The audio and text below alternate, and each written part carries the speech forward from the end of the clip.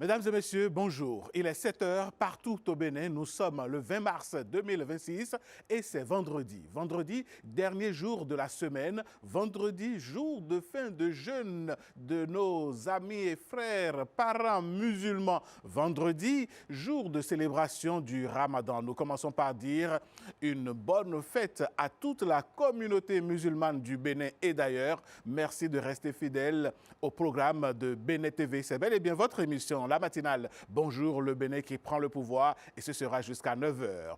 Mesdames, Messieurs, dans quelques semaines, pour ne pas dire dans quelques jours, le Bénin ira aux urnes pour élire son nouveau président. Pendant longtemps, l'opposition béninoise s'est concertée pour pouvoir participer à ces différentes élections. Sauf qu'à l'arrivée, elle est pratiquement absente.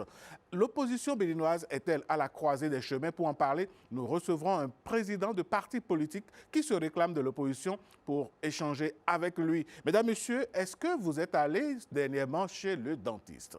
Comment est-ce que au cabinet du dentiste les choses se passent? Nous allons découvrir une journée dans la peau d'un dentiste avec un élément qui nous est proposé par Christelle Tongoro. Ce sera, mesdames, messieurs, les différents points de cette émission d'aujourd'hui que nous allons démarrer tout de suite avec le bulletin d'information qui sera assuré ce matin par Victorine Bondé.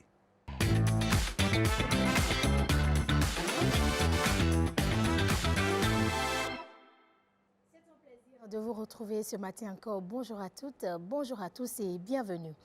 Après un mois de jeûne, de prière et de spiritualité, les fidèles musulmans célèbrent aujourd'hui, 20 mars 2026, le Ramadan, encore appelé Aïd el-Fitr. Eh bien, quelle en est la signification? Quel comportement adopter pendant et après la célébration? L'imam de la mosquée centrale de Gbodjetin à Cotonou nous éclaire au micro de William Choki. Eid veut dire fête, donc fête veut dire fête de rupture. Rupture de quoi? Rupture de jeûne de Ramadan. Et ça s'observe au premier mois le mois lunaire qu'on appelle Shawwal. On a jeûné tout un mois. Le prophète sallallahu alayhi wa sallam a recommandé que l'on prenne quelque chose avant d'aller à Eid. Ça peut être de l'eau, des fruits, du thé, de la bouillie, mais il ne faut pas aller à jeûn. Et en allant, il faut aller avec le takbir al-ihram. Donc, Allahu Akbar, Allahu Akbar, Allahu Akbar. Il y a ce takbir-là que vous devez faire. Et arrivé là-bas, on s'assied. Quand l'imam vient, il fait ses 2 prières rituelles surrogatoires avec la jama. Il lit le sermon et après, vous revenez à la maison. Il est également recommandé d'emprunter le chemin contraire au chemin d'aller quand on va à Eid. C'est une petite fête. Petite fête pourquoi? Parce qu'il y a une grande fête qui vient dans quelques mois qui commémore la Tabaski. Nouveau chapitre dans les relations internationales du Bénin. Tirapat Monkolnavi, le nouvel ambassadeur de la Thaïlande. Près le Bénin est allé présenter hier les copies figurées de ses lettres de créance au ministre des Affaires étrangères, Olusegun Adjadi Bakari. Avant sa désignation au poste d'ambassadeur extraordinaire et plénipotentiaire près la République fédérale du Nigeria avec juridiction sur le Bénin, Tirapat Monkolnavi a servi en tant que 2e et 1er secrétaire à Séoul, en Corée du Sud. 1er secrétaire à Londres, au Royaume-Uni et ministre conseiller à Doha, au Qatar. Ministre plénipotentiaire, il a servi à l'ambassade de son pays à New Delhi, en Inde, depuis 2019. Et dans un autre registre, à l'heure où les défis sécuritaires redéfinissent les frontières de la vigilance, les chefs des armées du Bénin, de la Côte d'Ivoire et de la France se retrouvent autour d'une même table. Objectif, parler d'une seule voix face à l'insécurité. Compte rendu d'une rencontre stratégique où chaque décision pèse le poids de la stabilité régionale avec Ghislain Poguet et Odette Dossou.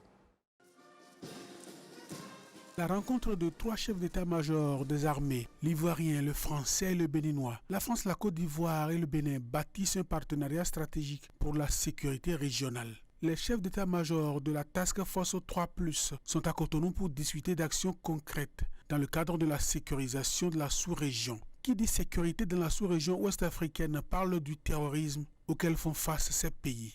Rencontre qui nous a permis de mettre en place des lignes d'opération, des registres que nous allons faire évoluer afin de mieux faire face au terrorisme.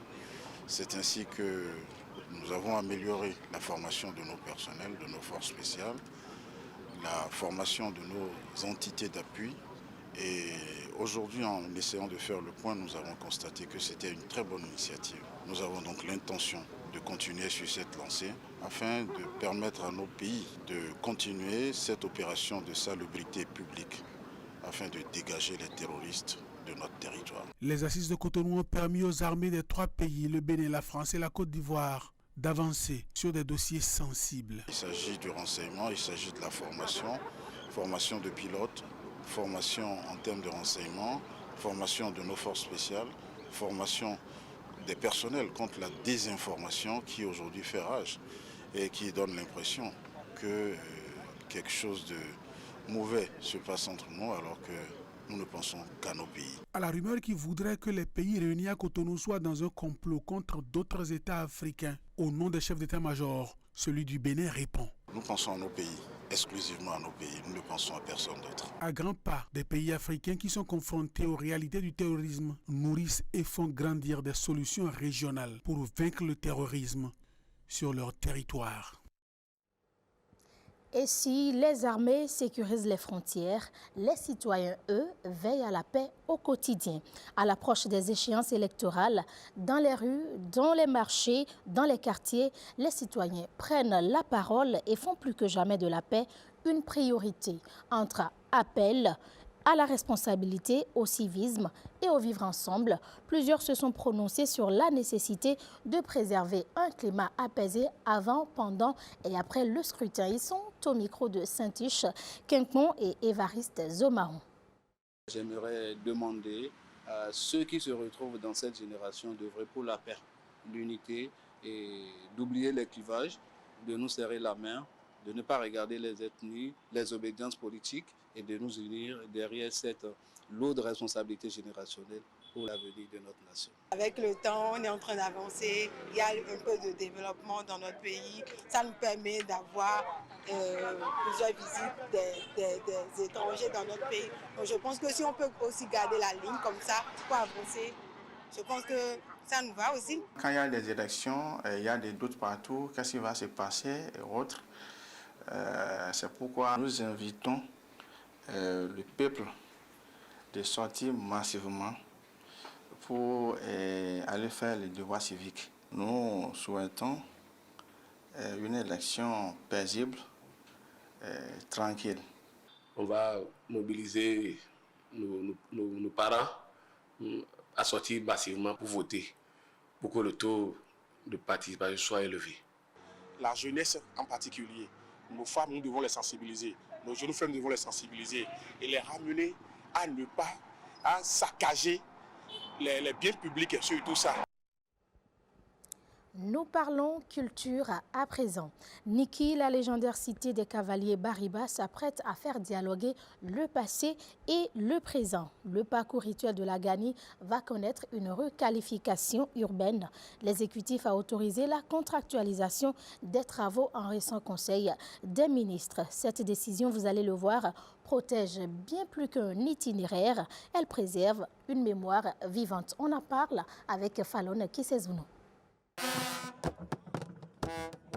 Célébration séculaire héritée de l'ancien empire Batonou, la Gani de Niki constitue l'un des événements culturels majeurs du nord du Bénin. Afin d'en renforcer l'organisation et l'attractivité, le gouvernement a autorisé la contractualisation des travaux de requalification urbaine du parcours rituel emprunté lors des cérémonies. Cette initiative s'inscrit dans la vision du programme d'action du gouvernement porté par le président Patrice Talon qui ambitionne de faire du Bénin une destination touristique de premier plan en Afrique de l'Ouest en valorisant les atouts historiques et culturels des différentes régions. Le projet prévoit notamment la requalification des stations sacrées et du parcours rituel afin de préserver la cohérence culturelle de la fête, de renforcer la sécurité des participants et d'améliorer l'accueil des visiteurs. La récente construction du nouveau palais royal de Ninki et de la reine de la Gani entraîne également une modification structurelle de cet itinéraire traditionnel. Le parcours rituel passera ainsi de 7 à 8 stations sacrées. Cette décision fait également suite à la visite effectuée à Niki en juillet 2025 par le chef de l'État qui avait parcouru plusieurs étapes du parcours du roi, itinéraire rituel de la Gani, afin d'apprécier les aménagements nécessaires pour renforcer la solennité et la fluidité des festivités. Avec cette décision, les autorités entendent redonner toute sa place à ce haut lieu de l'histoire du peuple batonou et renforcer le rayonnement culturel et touristique de la ville de Ninki. Voyons à présent comment améliorer les rendements agricoles tout en préservant les sols. Eh bien, c'est la mission que s'est donnée le Centre international pour le développement des engrais avec la phase 3 de l'approche communale pour le marché agricole. Pour la culture du maïs, un atelier stratégique s'est tenu pour mieux orienter les pratiques agricoles après restitution des résultats des travaux sur la fertilité des sols et l'utilisation des engrais. Jean Ombima, Ulvaeus Balogun. À l'heure où la productivité agricole est un enjeu majeur, la question de la fertilité des sols s'impose comme une priorité. Et c'est tout l'enjeu de cette rencontre entre experts, cadres techniques et acteurs du monde agricole.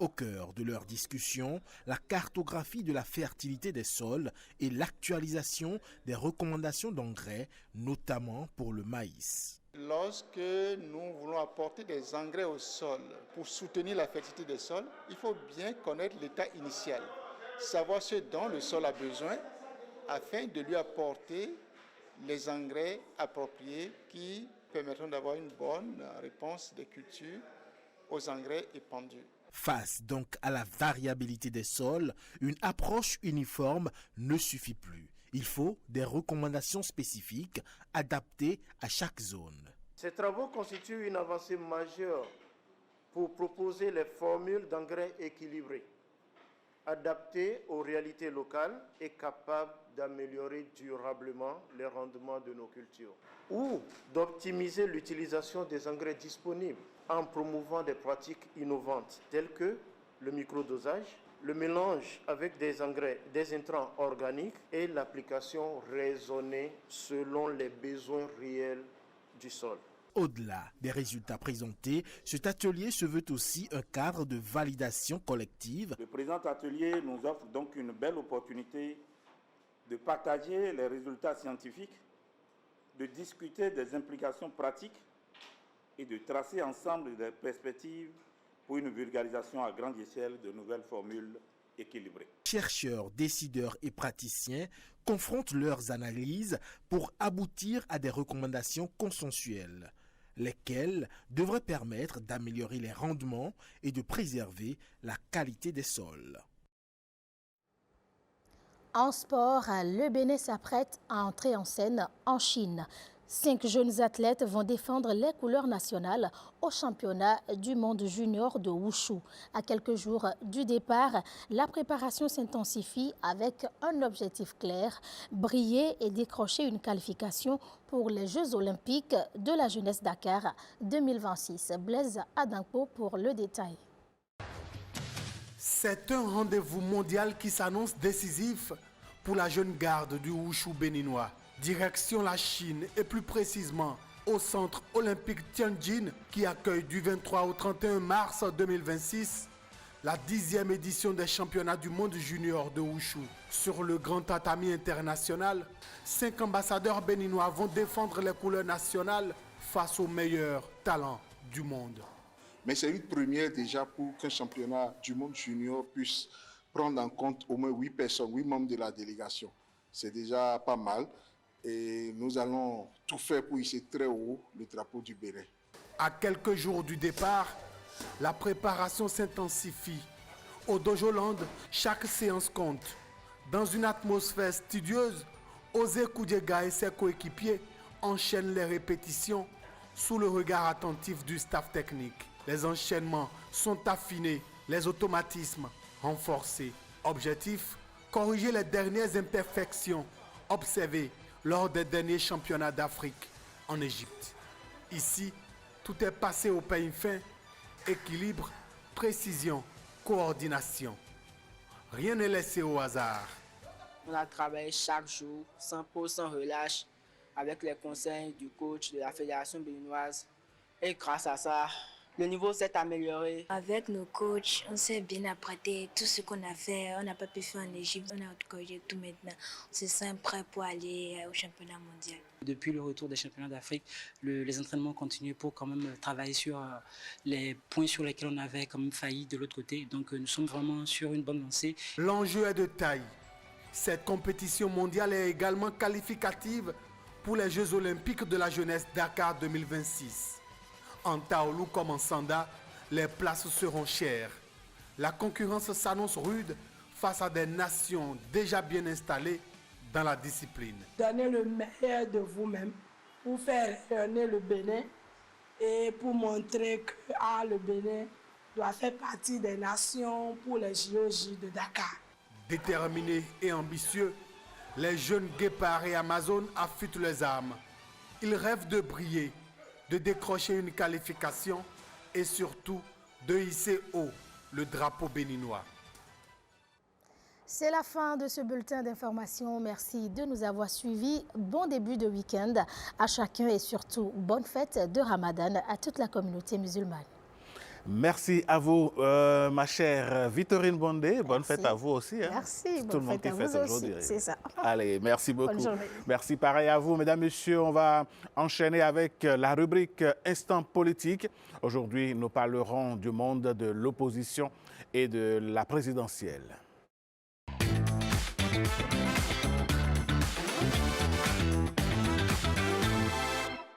Mesdames, Messieurs, dans quelques jours, le Bénin ou les Béninois iront donc élire leur nouveau président. En 2026, le pays a connu ce que nous avons appelé les élections générales. Pendant longtemps, l'opposition s'est concertée. Il existe d'ailleurs un cadre de concertation de l'opposition béninoise. Elle a tout fait pour participer aux élections, mais à l'arrivée, force est de constater que cette opposition n'est présente nulle part. Qu'est-ce qui s'est bien passé? Et au nombre des partis qui composent cette opposition, il y a la Nouvelle Force Nationale, NFN. Pendant longtemps, elle s'est positionnée comme la troisième voie. Elle a connu des adhésions de mouvements qui voudraient l'apporter comme cette force alternative à la, disons, à la mouvance et au parti Les Démocrates. Mais après, silence radio.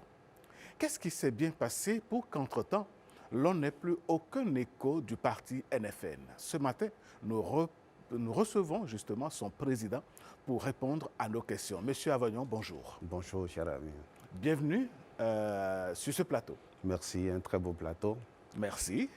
Alors, dites-nous, la NFN, Nouvelle Force Nationale, pendant longtemps, avant les législatives, on vous a vu au charbon, on vous a vu vous positionner d'ailleurs comme la troisième voie, puis après, cette voie s'est éteinte. Qu'est-ce qui s'est passé?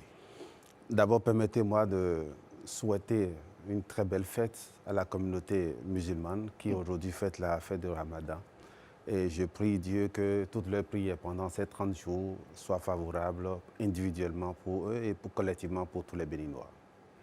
Aussi, je voudrais quand même dire à la communauté chrétienne qui vient de faire 10 jours, qui reste 10 jours pour finir le jeûne, de prier pour ce pays parce que nous avons besoin tous des prières. Vous savez, le combat qui a été le nôtre, vous avez dit tout à l'heure qu'il y a un silence plat de la Nouvelle Force Nationale. Pour qui nous suit, pour qui connaît notre posture, les valeurs, les projets dont nous étions porteurs, nous sommes porteurs, doit pouvoir comprendre le sens de notre silence. Nous avons répété, nous l'avons martelé, qu'il y a des moments où dénoncer ne sert plus à rien, critiquer ne fait pas avancer les choses.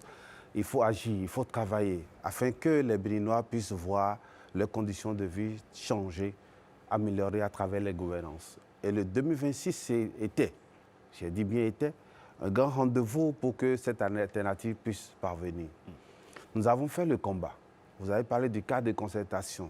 Je pense que ça fait plus d'1 an et demi que je n'étais plus dans les médias. Il était temps que je dise certaines vérités à nos compatriotes. Au début du cadre de concertation, tous n'étaient pas appelés parce qu'il y avait tellement de problèmes à l'interne. Nous étions ceux qui ont pris le devant pour tenter de réconcilier les gens, que ce soit le groupe d'Aïvo. Même l'aîné Guédo de JSC n'était même pas partie prenante parce qu'il avait des problèmes avec les démocrates. Tébé n'était même pas présagé pour être dans le cadre de concertation. FCBE, qui jouait toujours son jeu habituel, nous avons essayé de les appeler tous pour que nous puissions créer le cadre de concertation. Mais que ce soit clair dans l'esprit de nos compatriotes, l'objectif du cadre de concertation, ce n'était pas d'aller aux élections. La forme d'aller aux élections n'était pas définie. Il était important pour nous de pouvoir dévisser les verrouillages qui étaient mis sur notre chemin, qui se dressaient sur des élections libres et faire tout le combat afin que les Béninois aient la possibilité de choisir leurs propres dirigeants. C'était ce que nous nous sommes dit au sein du cadre de concertation quand on l'a mis. Mais à l'arrivée, il fallait aborder au-delà de la question du code électoral, au-delà de la question de la liste électorale pour laquelle nous avons fait un combat formidable, et je remercie tous les acteurs et ceux de la société civile, il fallait aborder maintenant les élections. Nous nous sommes dit non, mettons en place, discutons pour de la forme sur laquelle nous devons aller aux élections. Est-ce qu'il faut aller aux élections individuellement? Est-ce qu'il faut aller aux élections groupées? Quel est le mécanisme que nous mettons en place? Et nous avons mis en place un comité qui devait réfléchir pour nous faire des propositions. Figurez-vous, les démocrates qui étaient ceux qui présidaient cette commission ont fait 6 mois sans convoquer la commission. Pourquoi? Je ne peux pas répondre pour l'instant, parce que je n'étais pas démocrate, je ne suis pas, je ne le serai pas. Deuxième chose, nous nous sommes dit, dans un tel contexte, vous vous rappelez de ce qui s'est passé, la guerre Talon-Yaï prenait une autre ampleur. Nous nous sommes dit, bon, aidons-les. Et je pense en réalité, quand les gens pensent qu'aucun résultat n'a été constitué, moi je pense qu'il y a eu des résultats concrets dans lesquels je vais partager avec mes compatriotes tout à l'heure. Il a fallu que nous puissions entreprendre cette bataille de la 3e voie, où le groupe qui soutenait Boko Olivier, qui était désemparé, cherchait un repère. Il y a beaucoup de partis politiques qui avaient déposé les dossiers, qui n'avaient pas le récépissé. Il y a beaucoup de mouvements qui cherchaient à aller aux élections. Donc nous avons réuni tous ces acteurs-là. Et ça a été ce que la NFN avait fait de mauvais. En espace de quelques minutes, il y a eu un tapage. La Voyons veut faire ci, la Voyons veut faire... Au syndicat de concertation, c'est moi qui étais la peste. Et donc, je leur ai dit, on a convoqué une réunion de crise. On dit, vous avez dit que vous voulez mettre fin à la guerre Talon-Yaï. J'ai dit oui. J'ai dit, donc vous ne voulez pas que la guerre Talon-Yaï cesse? Donc, cette commission qui n'a pas travaillé pendant 6 mois, 24 heures, a siégé, a donné les résultats. Et donc, il a fallu que nous nous parlions de la 3e voie, que le cadre de concertation puisse réunir et nous dire comment nous allons aux élections. Il y avait 3 options. Et finalement, nous avons choisi une seule option. Il faut aller aux élections avec 2 listes. Parce que le pouvoir en place avait 3 au moins partis, mais 4 qui voulaient aller aux élections. Finalement, c'est 3. Je dis 3,5 qui sont allés aux élections. Et donc, il y a les démocrates qui devaient être la première liste. Et la 2e liste, quel était le parti? Tépé dit que moi, je n'ai pas d'objection, je ne voulais pas trop aller aux élections. Tant mieux. Alors, il restait JSC et la Nouvelle Force Nationale, qui était JSC du vieux Guédo. Aucun membre, aucun compartiment de cas de concertation ne voudrait dire c'est tel parti que nous devons faire. Allez vous entendre. Et quand vous allez aux réunions, ils jouent à de l'impartialité, au désintéressement, que ce soit Eda qui ne voulait pas de posture. Mais lui, je le félicite, même pas pour tous ses soutiens. Il a dit, moi, je voudrais que nous allions aux élections avec liste unique. Au moins, il a l'honnêteté de le dire. Mais quand le groupe a dit deux listes, il n'avait pas le choix. Mais il n'avait pas de parti pris. Moi, je trouve que c'est une hypocrisie politique. Finalement, le cas Deuxième chose, oui. il y a Tébé qu'on a vu. tous jouaient parce qu'ils avaient tous un autre agenda qui n'était pas l'agenda du groupe. Dans ces conditions où tout était vissé, les élections n'étaient plus possibles pour tout le monde, aller individuellement, ça n'avait pas de sens. Donc nous avons fait ce que nous devons faire et le résultat, vous avez vu. À un moment donné, nous nous sommes retirés. Nous sommes retirés pour dire, ça, il n'y a pas élection. Il ne faut pas perdre ni son énergie. Est-ce que le cadre de concertation de l'opposition a passé tout son temps à ne rien faire et que désormais, c'est un organe mort? Non, je ne le dirai pas. Aujourd'hui, je ne dirai pas que le cadre de concertation n'existe plus. Parce que nous, on est les derniers à rester dans le cadre de concertation. On a vu TB parti, on a vu JSC parti, les démocrates qui vont rencontrer Paul Humpé aujourd'hui. Vous savez, il a fallu peut-être qu'il y ait pas que les démocrates cherchent à rencontrer FCB aujourd'hui. Quand j'écoutais tout ce qui se disait de l'autre côté, et je plains pour le président Yahi, parce que je pense en été les Béninois doivent pouvoir le soutenir moralement. Parce que ce qu'il a vécu, il était à... Et d'ailleurs, c'est la même chose, hein, quand on prend l'UP, quand on prend BR, quand on prend les démocrates, je les appelle souvent affectueusement des boîtes à crabes. Et c'est ça même l'essence de la création d'une troisième voie, dont nous sommes porteurs. Justement, parlons de cette troisième voie, puisqu'à un moment donné, on a vu, et on vous a reçu, hein, on a reçu un certain nombre de mouvements qui disent « nous voulons adhérer, nous avons adhéré à la NFN pour porter une troisième voie, celle dont l'objectif est de mettre fin au clivage Yahi-Talon ». Le président Talon qui, à un moment donné, était exacerbé par cette situation et qui disait « je voudrais quitter la scène politique et je voudrais également que le président Yahi quitte la scène politique ». Alors, finalement, cette nouvelle voie, qu'est-ce qui n'a pas marché pour que vous ne soyez pas aux élections? Vous savez, je dis souvent que toute entreprise humaine est tachée d'imperfection. Faire de la politique au Bénin, c'est de l'art. Et s'opposer dans un contexte béninois, c'est un défi. Être audible et être accepter ses valeurs, ses projets, c'est un défi de chaque jour. Entre la mouvance, l'enclume d'une mouvance vampiriste et d'une opposition que je refuse de qualifier, quelle est la place de réussite d'une troisième voie dans un contexte béninois où des jeunes qui étaient avec vous avaient même d'autres agendas. D'autres pensaient que c'était un groupement, quelqu'un était derrière, voulait nous donner de l'argent pour qu'on fasse ceci. D'autres qui voulaient prendre le groupe pour aller vendre à Yahi, d'autres qui voulaient aller vendre à Talon. C'était compliqué. Et je me dis parfois, avec les miens, est-ce que les Béninois, nous sommes prêts pour le projet que nous étions porteurs? Est-ce que les Béninois étaient prêts pour que quelque chose change substantiellement dans leur vie? Parce que quand vous dites, vous refusez, moi je ne fais pas la politique, mais c'est une erreur. Quand vous pensez que telle chose devient chère demain, c'est la gouvernance, c'est la manière de gérer la cité qui vous amène à ci ou ça. Regardez tout ce qui se passe dans le monde aujourd'hui. Donc votre vie est gouvernée, votre existence est gouvernée par la manière dont vous êtes géré.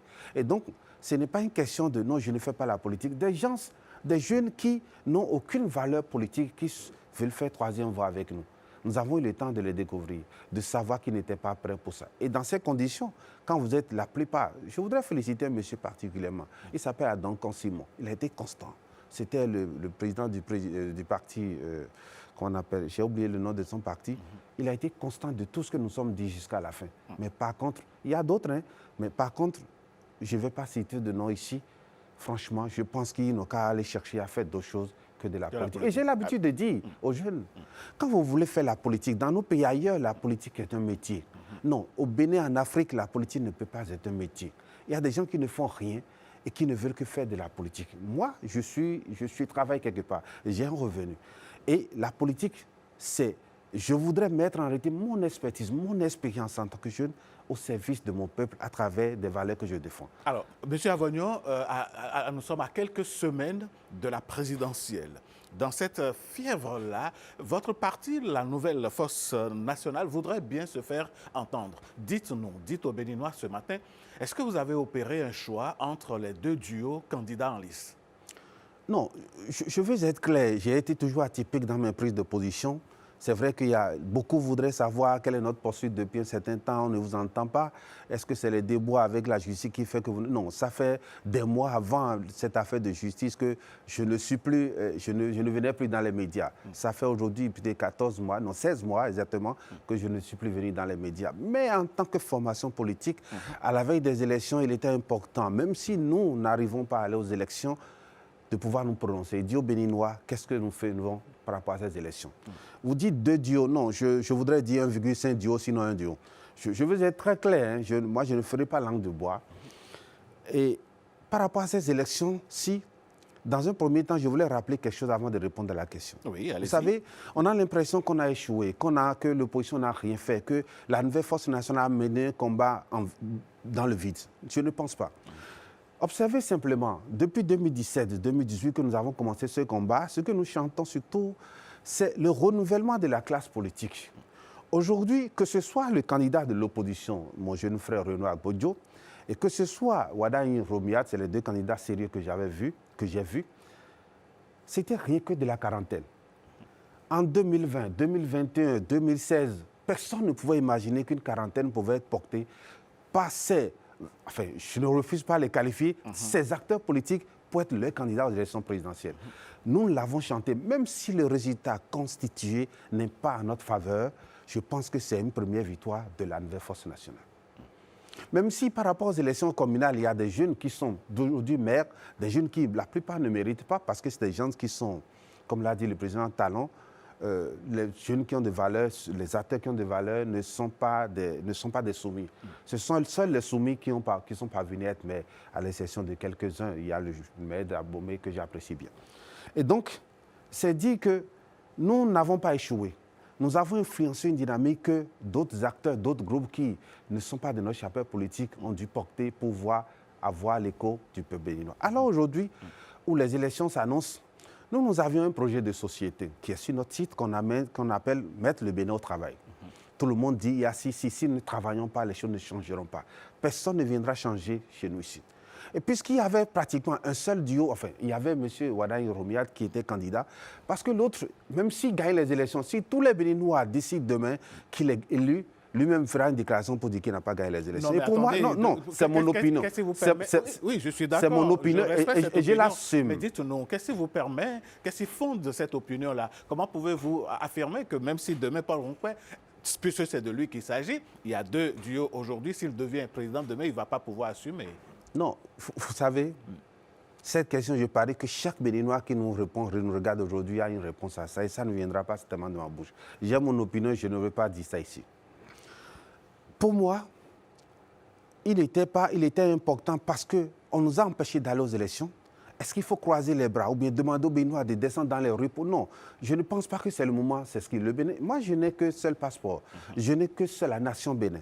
Et j'ai dû dire aux nôtres, parce que nous n'avons pas été, on nous a empêchés d'aller aux élections. Nous avons des ambitions par rapport aux élections présidentielles à l'intérieur de la nouvelle force nationale. Parce que la question des parrainages ne nous était pas favorable. Parce que la question d'aller aux élections, tout était fait pour que nous ne puissions pas participer. Est-ce qu'il faut croiser ou bien se mettre dans une victimisation pendant 7 ans désormais? Au lieu de 5 ans, c'est 7 ans, pour ne pas dire 14 ans. Nous ne sommes pas aussi de la démarche où on dit non, rentrer dans les rangs. Il n'y a aucun rang dans lequel il faut rentrer, c'est le Bénin seul qui est le rang. Nous avons transmis officiellement notre projet de société. Extrait même, il y a ce qu'on appelle, au-delà du projet, les 5 initiatives phares auxquelles nous tenons. La révolution agricole, la justice, ce que c'est, la refonte de notre système éducatif, la question de la réorganisation de notre administration et surtout l'emploi des jeunes, que nous avons tenu de ces 2 documents que nous avons envoyés à l'intéressé. Bon, moi, je n'appelle pas Dieu parce que l'autre dame, on ne l'écoute même pas. Enfin, l'essence même de la réforme ne permet pas à la vice-présidente qu'on l'écoute ou bien quoi que ce soit. Nous lui avons dit, nous n'allons pas aux élections. Soyez clair. Nous n'allons pas aux élections. Nous avons envoyé au président. Ce document, nous avons envoyé au président, enfin, au candidat Wadaï Romiat, pour lui dire. Il s'agit, c'est ce que nous pensons, nous portions pour le Bénin. Apparemment, qu'on veuille ou pas, c'est vous qui êtes prochainement, sauf cataclysme, le prochain président de la République. Sortez le maximum de nos propositions dans votre projet. Les Béninois en ont grand besoin. Nous attendons, parce qu'il me semble aujourd'hui, vendredi, demain, il va sortir son projet de société. Nous attendons, nous sommes juste à cette étape-là aujourd'hui, afin de nous réunir. Parce que nous avons fait des réunions plusieurs fois. Les nôtres ont dit, faites-le président. On a été réticents au début, longtemps. Mais le temps passe. Nous avons remis ces documents, nous lui avons dit, il nous a rassurés pour dire, ne vous inquiétez pas, je vais le faire. Nous sommes à l'écoute, pour l'instant. Et donc, vous attendez que le candidat Romuald Wadagni dévoile son programme, ce qui est prévu d'ailleurs pour demain, samedi 21 mars, au Palais des Congrès, pour voir si vos propositions ont été prises en compte afin d'adopter une position envers ou contre lui. Exactement. Je voudrais observer quelque chose. Quand on a choisi le candidat Romuald Wadagni de la mouvance présidentielle, que je combats jusqu'en réalité avec toutes mes énergies, parce que l'UPB, sous cette forme, c'est des gens qu'il faut combattre jusqu'avec la plus grande énergie. Quand on l'a choisi, personne n'a douté de sa capacité à faire le job. Enfin, si je vais utiliser l'expression du président Talon. La seule inquiétude des Béninois, c'est que Wadagni sera Talon. Vous savez, je ne pense pas. Et je pense que nous qui avons que le Bénin, nous devons lui mettre cette pression-là afin que Wadagni ne soit pas Talon. Nous devons lui mettre la pression. Avez-vous choisi Wadagni comme votre candidat? Non, il n'y a qu'un seul candidat au Bénin. Pourquoi? Je pense, moi, je ne suis pas hypocrite. Il n'y a qu'un seul candidat. Monsieur Avagnon, est-ce qu'aujourd'hui, entre le duo Rompé et Wadagni, ces deux duos, votre parti politique a porté son dévolu, son choix sur qui? Nous n'avons aucun choix jusqu'à là où je vous parle. Est-ce que vous avez suivez bien la démarche. Pourquoi vous n'avez pas transmis vos propositions à l'autre candidat également pour que les deux candidats puissent analyser et au finish, lors de la publication de leur programme de société, vous puissiez voir qui a tenu compte ou non de vos propositions? Je voudrais poser la même question, Benoît. Vous pensez que l'autre était un candidat valable pour apporter nous notre projet? Les Béninois en ce moment ne peuvent pas vous répondre, mais vous répondez à nos questions. Non, le fait de ne lui pas envoyer, la plus forte raison. Après tout ça, il ne décroche même plus mes appels. Au cas de concertation, ce n'est pas que quand il est candidat pour les élections. On a vu, enfin, vous savez, c'est un grand frère à moi. Il est de chez moi, donc je ne voudrais vraiment pas parler de ça. Qu'est-ce que les Béninois doivent retenir? Non, je voudrais inviter les Béninois. Je leur ai promis à la sortie de ma dernière audience avec le président Yahi que nous n'allons pas les décevoir. Nous avons voulu aller aux élections, on nous a empêchés d'aller aux élections. Nous n'avons pas voulu les entraîner dans des choses qui vont leur coûter la vie. Le Bénin n'en a pas besoin. Et nous appelons notre posture, ils connaissent très bien notre posture jusqu'à aujourd'hui. Le plus important, c'est que, vous savez, les fonds disent « et modan, nous roudant ». Vous comprenez? C'est-à-dire, il y a un serpent qui nous agresse. Et c'est un homme qui l'a vu. Et finalement, c'est une femme qui l'a tué. L'essentiel que le serpent qui est un danger pour nous soit tué, qui est le plus important. Nous sommes porteurs d'un projet. Et on nous a empêchés d'aller défendre, de vous proposer de faire cela. Il y a quelqu'un, que personne ne doute de sa capacité à pouvoir faire le job. Et la crainte que nous avons, c'est qu'il perpétrait en réalité ce que nous dénonçons du régime dont il est héréditaire. Je pense, vous savez, Dieu a mis en nous en réalité notre personne. Et il y a l'ego qui est toujours là. Mais il y a toujours la bonté en nous. Quand vous mettez la pression, quand vous conditionnez des gens sans arrêter, ils arrivent à revenir sur le bon chemin. Et si demain, si Wadagni est élu président, la pression que je voudrais inviter à tous les Béninois de lui mettre, c'est de tout faire pour qu'il ne soit pas Talon. C'est tout ce que nous demandons. Alors, on aura compris entre les lignes votre choix au parti NFN. Monsieur Avagnon, quels sont désormais les défis de votre formation politique? Non, le défi, d'abord, il faut préciser qu'en réalité, que nous avons, dès cet instant, la contrainte de la loi de pouvoir nous vacuer, enfin, en termes de propositions, en termes de formation à l'interne de nos formations pour pouvoir préparer 2033. Donc, exclusivement, nous sommes dans cette démarche-là. Vous parlez ici de la trêve politique. De la trêve politique, et donc, pour l'instant, contenue dans la nouvelle constitution, de la nouvelle constitution. Et promulguée. D'accord. Bon, je voudrais inviter les Béninois à rester très calmes, à rester très sereins et d'attendre en réalité la sortie du projet de société du candidat. Nous allons décrypter ça, nous allons lui dire ça, nous ne sommes pas d'accord, ça, nous sommes d'accord. Faites ceci, et on verra bien la suite, vous la savez, décision. Entre les propositions d'un candidat et la mise en œuvre de son action politique, une fois élu, il y a une grosse différence. Non, il y a le peuple qui met une pression. Observez très bien le président Patrice Talon. Le premier mandat, rupture, tout ça. Au deuxième mandat, qu'est-ce qu'il a dit? Le hautement social. C'est la pression que nous l'avons mis. C'est la pression que le peuple béninois a mis sur sa gouvernance, a critiqué dans sa gouvernance qui l'a amené à dire social. Et vous pensez que le hautement social a été une réalité pour les Béninois? Non. Sinon, nous ne serons plus encore dans cette poursuite d'opposition. Monsieur Wilfried Apollinaire Avagnon, votre dernier mot.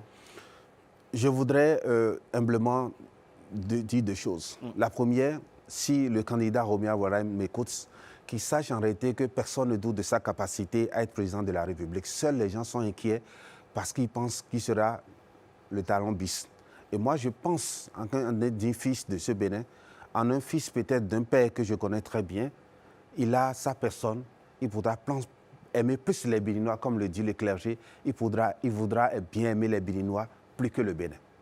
Deuxième chose, je voudrais inviter chaque Béninois de ne plus se mettre dans la posture de la guerre, non, tout ça. Non, mettons-lui la pression afin qu'il puisse faire ce dont nous avons besoin et non faire ce qu'il veut. Merci, M. Apollinaire Wilfried Avoyon. Je rappelle que vous êtes le président du parti politique Nouvelle Force Nationale. Vous étiez sur ce plateau pour nous parler désormais de la posture qui est celle de votre parti politique. On retiendra en général que vous attendez la sortie du programme de société, du projet de société du candidat Romuald Waraim demain déjà, pour voir s'il a tenu compte de vos propositions que vous lui avez transmises entre-temps, et vous invitez les Béninois au calme et surtout à travailler en sorte que le pays soit tranquille et dans la paix. Merci à vous, on vous souhaite bon vent. Merci. Et revenez ici quand vous voulez, comme je le dis à tous nos invités, ici, c'est votre maison. Merci. Allez, mesdames, messieurs, merci de nous avoir suivis sur ce panel politique. On va marquer une petite pause et vous revenir après.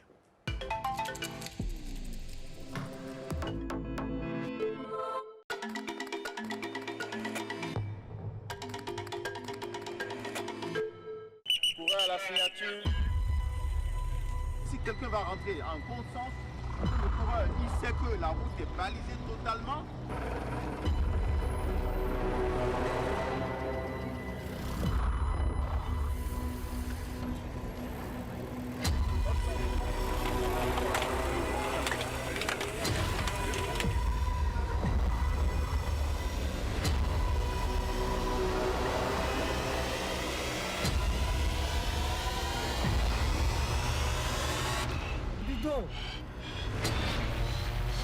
Mais ça peut vraiment pénarter.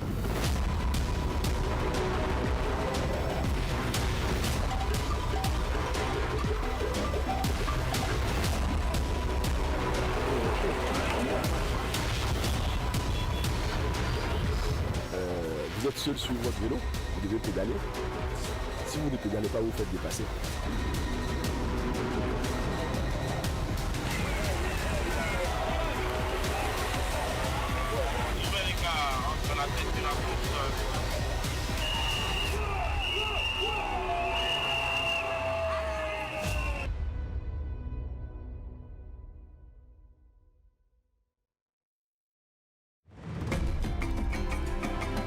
Les épices alliées de notre santé.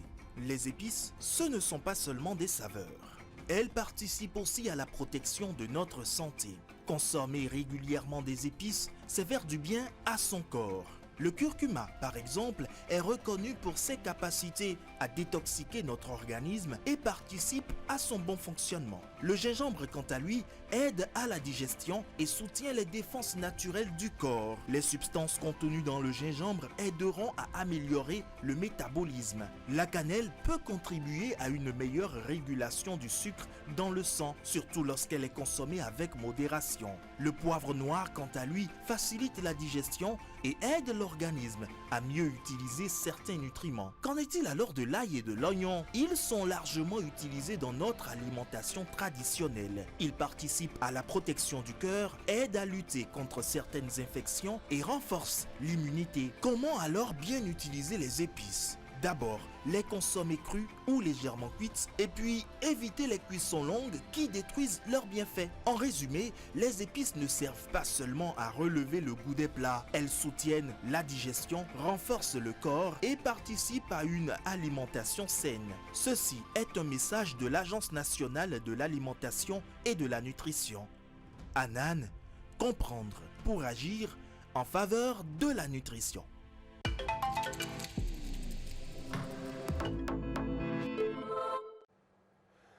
La communauté musulmane aujourd'hui célèbre le Ramadan, mesdames, messieurs. C'est une fête, oui, mais c'est aussi un moment pour rompre, pour célébrer la rupture du jeûne. Pendant tout un mois, ils se sont consacrés au jeûne et à la prière.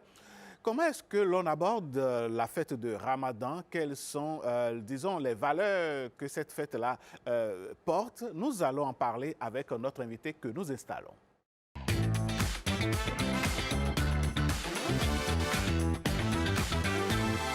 Déjà sur ce plateau, M. Djibril Boussou, bonjour. Bonjour, cher ami. Comment allez-vous? Ça va bien, merci. Je vous souhaite bonne fête. Hein? Bonne fête à vous aussi. Merci. Et vous êtes très bien mis, c'est l'OMU Plateau qui est bien représenté. Oh, merci beaucoup. Nous sommes les ambassadeurs de toutes les régions du Bénin. Et donc, merci. Et surtout de la culture béninoise. Ah oui, merci infiniment, M. Boussou. Alors, dites-nous, vous qui êtes un spécialiste de la religion musulmane, qu'est-ce que l'Aïd del-Fitr représente pour le musulman? Bismillahirrahmanirrahim. Au nom d'Allah, le très clément, le tout miséricordieux, je voudrais éviter de faire d'abord une usurpation de titre. Je ne suis pas spécialiste de l'islam, je suis sociolinguiste. D'accord. Et je suis un leader associatif. J'ai côtoyé beaucoup d'imams et à cet effet, grâce à mes lectures et grâce à mon activisme dans les associations, je pourrais en parler. Les Béninois vous ont connu aussi comme un animateur d'une émission à connotation musulmane. Ça, c'est vrai aussi. Allez, merci. Ça, c'est vrai aussi. Cela dit, l'islam, c'est une religion qui, du point de vue étymologique, est dérivée du mot paix, as-salam. Alors, quand vous prenez des valeurs de paix, toutes les actions qui vont dans le sens de rassembler les gens, quand c'est collectif, d'élever l'âme, eh bien, toutes ces actions-là, ce sont ces actions que la religion prône. Et c'est cela l'essence même de l'islam. Pour le cas particulier, disons, du jeûne, qui se dit Asiyam, eh bien, le jeûne est un exercice spirituel de privation, de boire, de manger et de relations charnelles du matin, du petit matin jusqu'au coucher du soleil. Un exercice que vous faites une fois l'année, dans le 9e mois du calendrier hégirien qu'on appelle Ramadan, et un exercice qui non seulement a une incidence sur votre corps, mais a une incidence spirituelle dans le sens de l'élévation de l'âme et de l'esprit.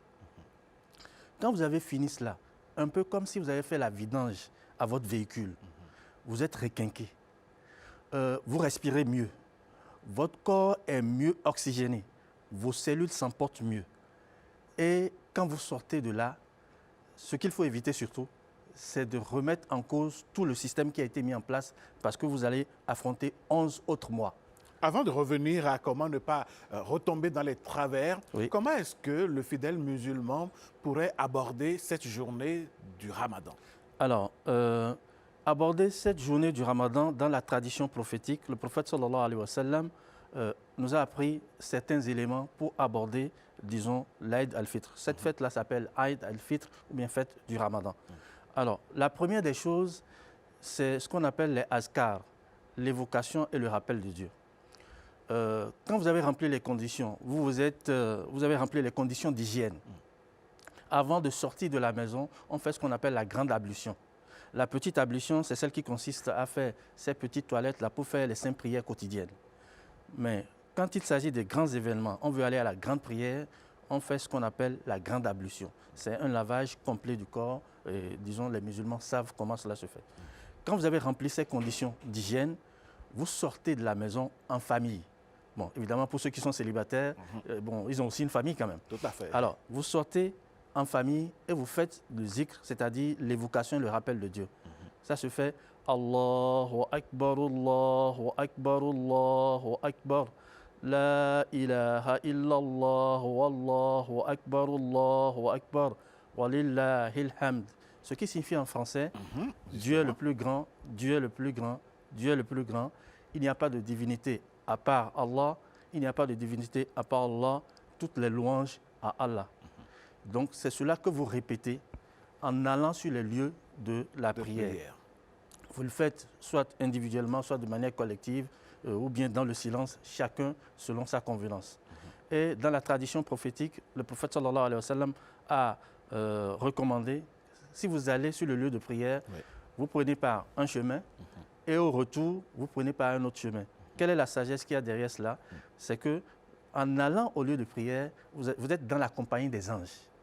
Donc, pour bénéficier pleinement de la compagnie des anges, le chemin par lequel vous avez pris, eh bien, les anges qui sont sur ce chemin-là vous accompagnent.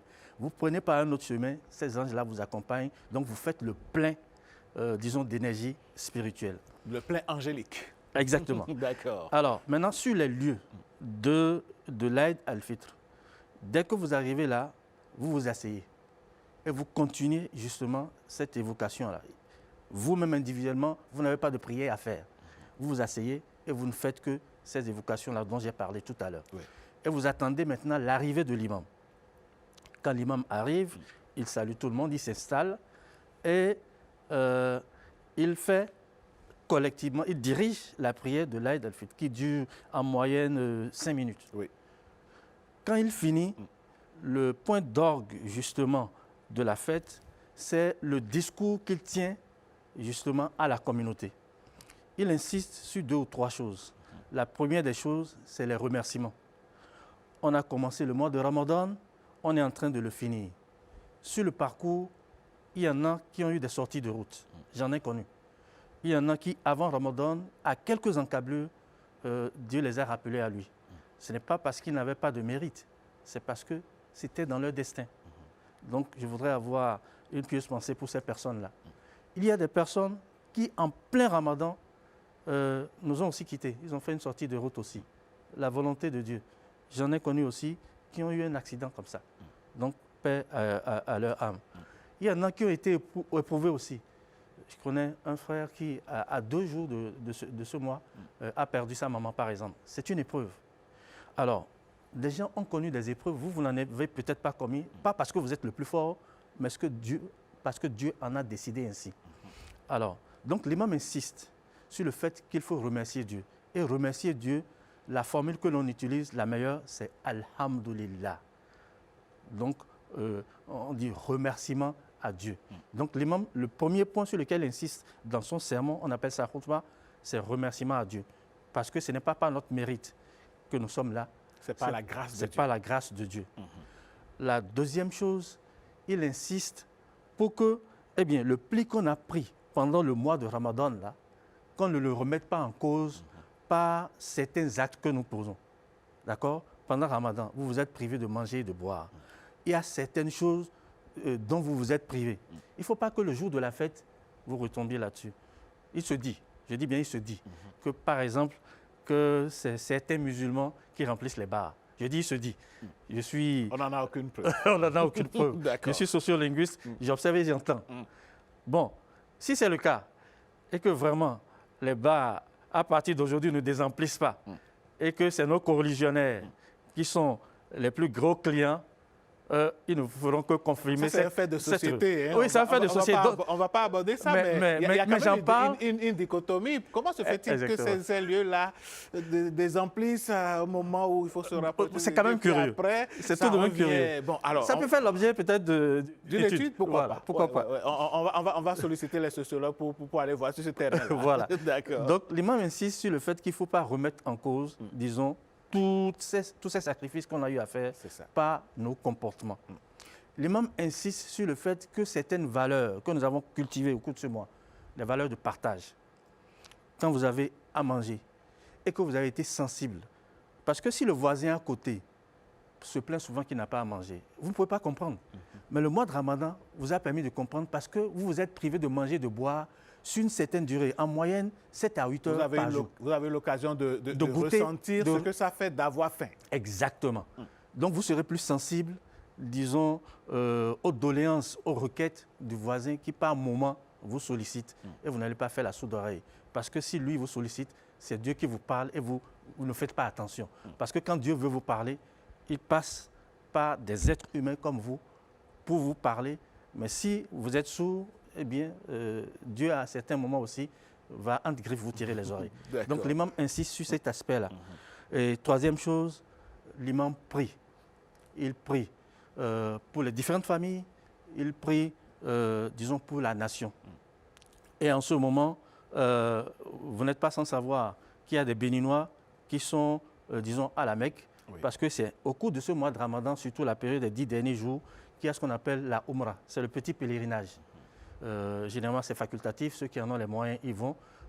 Les Béninois qui sont allés, je ne sais pas combien ils sont, mais ils sont en mission pour le Bénin en termes de prière, pour que cela rejaillisse sur nous individuellement et sur la nation tout entière. Monsieur voilà Djibril, en général ce que je pourrais dire. Monsieur Djibril Boussou, est-ce qu'il est possible de se passer de la prière de l'Aïd?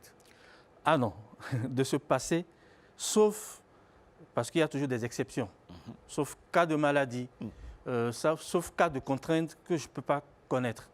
Mais en général, disons, ce jour de fête est un jour spécial en ceci que cela cumule deux fêtes. Vous savez, les musulmans, quand ils prient, généralement, quand ils font les 5 prières quotidiennes, c'est recommandé qu'ils le fassent en groupe et dans les mosquées. Donc, le premier lieu de rassemblement, c'est la mosquée, de manière quotidienne. Ensuite, il est recommandé, le vendredi, d'aller faire la prière. Là, on est à une plus grande échelle, c'est-à-dire tous les quartiers se rassemblent en un point donné et c'est la prière du vendredi. Maintenant, quand c'est les deux fêtes, l'Aïd al-Fitr et l'Aïd al-Adha, là, on est passé à une étape supérieure. Donc là, tous les quartiers, toute la ville se rassemble en une place. Chez nous, ici, on appelle ça place Idi pour faire la prière. Alors, donc, essayez de situer l'importance de cette prière collective. Donc, si vous avez compris cela, on ne peut pas s'en passer, sauf si vous êtes malade, sauf s'il y a une certaine contrainte. En revanche, le fait qu'on fasse la prière ensemble, cela lève l'obligation de la prière du vendredi. Ce n'est pas pour rendre les gens paresseux. C'est-à-dire, étant donné que vous êtes allé pour la prière de Idi, comme on le dit chez nous, l'obligation de la prière du vendredi est levée. Donc, si vous y allez, c'est un bonus. Est-ce que la grâce, là, ça nous suffit? Non. Hein? La grâce ne nuit pas. Ça ne nuit pas. C'est ça. Donc, c'est toujours bien d'aller et d'écouter et surtout de se requinquer, de faire le plein d'énergie pour aller à la prière de Idi, ensuite aller, disons, à la prière du Juma, la prière du vendredi. Voilà ce qu'on peut dire relativement à ce point. Après un mois de privation, de sacrifice, de prière, d'invocation pour se rapprocher de Allah, comment est-ce que l'on maintient la suite après? Pour maintenir la suite est d'abord une programmation mentale. Parce que le prophète sallallahu alayhi wa sallam a dit « Innamal a'mal bin niyat wa innama likulli mri'in ma nawa » Les actes ne valent que par les intentions et tout individu ne sera rétribué qu'en fonction de ce qu'il a eu l'intention de faire. Si je pose un acte, en islam, votre acte ne sera évalué qu'en fonction de votre intention. D'accord? Est-ce que, bon, par exemple, on peut dire, je ne sais pas si vous êtes d'accord avec moi que je suis bien mis. Bien sûr que vous êtes bien mis. Alors, est-ce que le fait que je sois bien mis, c'est pour venir séduire quelqu'un? C'est ça l'intention de base. Est-ce que le fait que je sois bien mis, c'est pour rendre grâce à Dieu, pour dire Alhamdulillah, Dieu, en ce jour, je te remercie pour le soleil que tu m'as donné. Je te remercie pour la pluie que tu m'as donnée. Je te remercie pour l'oxygène que tu m'as donné gratuitement. Et en reconnaissance de ça, je me mets je m'habille bien pour te rendre grâce. Pour dire Alhamdulillah. Voilà. Si c'est dans cette intention-là, voilà comment il faut Je ne le fais pas pour venir montrer la valeur de mon lessi, de mon vlisco, de tout ce qu'on veut. Vous avez tout compris. C'est comme si vous étiez même musulman. Donc, voilà comment il faut comprendre justement, disons, la disposition dans laquelle, l'état d'esprit dans lequel vous devez être, surtout en ce jour de fête. Deuxième chose aussi, le partage. Le musulman n'est pas quelqu'un d'avare. Quand vous en avez, vous partagez. Et ceux avec qui vous partagez, d'abord, c'est les voisins. Le prophète sallallahu alayhi wa sallam a dit, il eût fallu de peu que le voisin ne fût déclaré ayant droit à l'héritage. Vous voyez à quel point le voisin est important. Ça veut dire, votre voisin, musulman ou non, c'est très important. Peu importe sa religion. Du moment où vous êtes dans le même voisinage. Dans le même voisinage, certains savants musulmans disent même pour reconnaître le périmètre dans lequel vous avez votre voisinage, il faut compter 40 demeures à droite, 40 demeures à gauche. Vous avez déjà une idée de ce que c'est que le voisin. Donc ceux qui sont dans votre entourage, là, tous ces voisins-là, il faut les chérir, mais à la mesure de votre possibilité. Hein? Ce n'est pas parce que je suis habillé comme ça, on va dire à l'Aji que j'ai plein d'euros ou de dollars en poche. Pas Bien forcément. sûr. Hein? Mais le prophète a tellement rendu les choses faciles qu'il a dit le fait que tu accueilles ton frère avec le sourire, c'est une aumône. Donc c'est une grâce. Je vois mon voisin, même si j'ai des problèmes, je ne présente pas une mine comme si c'est lui qui m'a fait quelque chose. Non, je lui souris. Voilà, c'est une sadaka. Donc je n'ai pas d'argent, mais je lui ai offert le sourire. C'est ça. Voilà. Donc c'est comme ça qu'il faut se comporter ce jour de fête qui est un jour de grâce. Alors, et j'aime beaucoup, oui. j'allais terminer Oui. par ce point-là, j'aime beaucoup la formule sénégalaise pour souhaiter bonne fête. Comment ils font? Ils disent Balmar, pardonne-moi.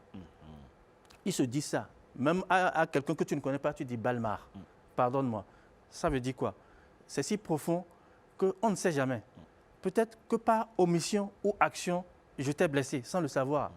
C'est dans ton cœur, tu ne l'as pas dit, mais ça te fait mal. Donc j'en profite à cette occasion de fête pour te dire pardonne-moi.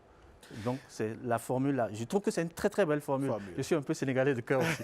Eh oui, Monsieur Boussou, c'est vrai, éviter de retomber dans les travers, dans les mauvaises habitudes. La vie de tous les jours nous met la pression. Mais comment faire alors pour ne pas perdre l'idée et garder à l'idée justement qu'il faut toujours rester en connexion avec Allah après le mois de Ramadan, après la fête de Ramadan, et rester en bonne connexion avec ses voisins pour ne pas retomber dans les mauvaises pratiques. Est-ce qu'il y a une formule? Oui, très belle question. Comme je l'ai dit, la meilleure formule, c'est la programmation mentale. C'est-à-dire, les actes ne valent pas les intentions. Dès que vous commencez comme ça, vous attirez les ondes positives qui vont vous permettre d'être sur ce chemin-là. Ça commence par ça.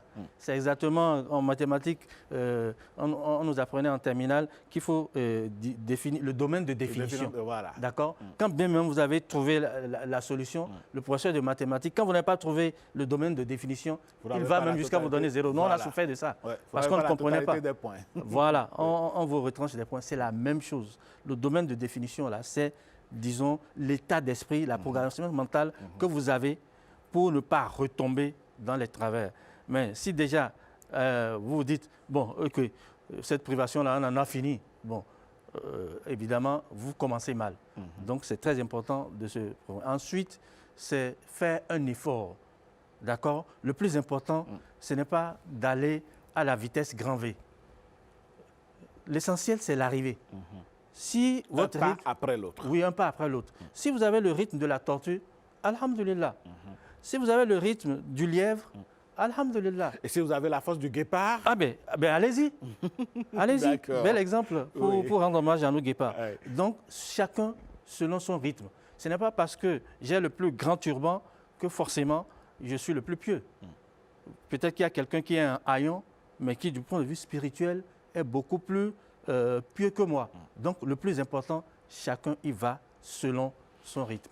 Monsieur Djibril Boussou, je crois que nous avons fait le tour. On va souhaiter une fois encore bonne fête à tous nos parents, nos amis, nos connaissances musulmans. Que Dieu accueille leurs prières et que le pays demeure dans la paix. Si vous avez un mot de fin, que oui, je voudrais insister sur, disons, certains autres aspects qui sont peut-être des aspects qui viennent se greffer à tout ça. En dehors du côté spirituel, il y a aussi le côté des relations humaines. Il faut profiter de ces moments-là pour rendre visite aux malades. Profiter de ces moments-là, les parents qu'on n'a pas vus depuis un moment. Hein. Vous savez, la communication nous a été rendue facile maintenant, même si c'est un coup de fil, il faut le faire.